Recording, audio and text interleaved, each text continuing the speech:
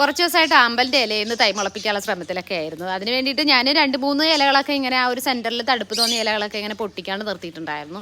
പിന്നെ ഞാൻ കഴിഞ്ഞ പ്രാവശ്യം ഇലകളൊക്കെ പൊട്ടിച്ച് കൊടുത്തി ഒരില മാത്രം ഞാനിങ്ങനെ പൊട്ടിച്ചിട്ട് മാറ്റിയിട്ടിട്ടുണ്ടായിരുന്നു. ആ സംഭവം ഇതേ കിളിർത്ത് വന്നിട്ടുണ്ട്. ഇങ്ങനെ ഒരു വലിയ തൈയൊന്നും അല്ല, ഒരു 2-3 ഇങ്ങനെ നാമ്പ് പോലെ വന്ന് നിൽക്കുന്ന തന്നെ ഉള്ളൂ. പക്ഷേ ഇത് ഞാൻ പൊട്ടിച്ചിട്ടിട്ട് ഏകദേശം 2 ആഴ്ച തന്നെ ആയിട്ടുള്ളൂ.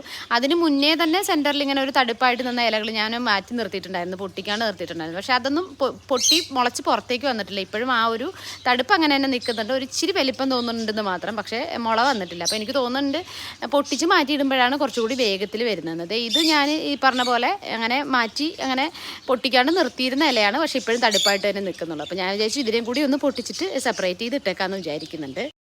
ഇങ്ങനെ പൊട്ടിക്കുന്ന ഇലകൾ ഞാൻ പിന്നെ ഇതിൻ്റെ കൂട്ടത്തിൽ തന്നെ ഇടാറില്ല. അത് ഞാൻ ഈ പിന്നിൽ നമ്മുടെ എക്കോപോണിക് ഉണ്ട്, ഇതിൻ്റെ ഇവിടെ ഒരു ഗ്യാപ്പ് ഉണ്ട്, അവിടേക്ക് അങ്ങോട്ട് കൊണ്ടിടാറുണ്ട്. ഇനി ഫ്രണ്ടിൽ അഴുകി കിടക്കുമ്പോൾ ഹസ്ബൻഡ് വിചാരിക്കും ചിലപ്പം അഴുകിയ ഇലയാന്ന് വിചാരിച്ചിട്ട് എടുത്ത് കളയണ്ടെന്ന് വിചാരിച്ചിട്ട് ഞാൻ ഇങ്ങനെ വെച്ചിട്ടിട്ട്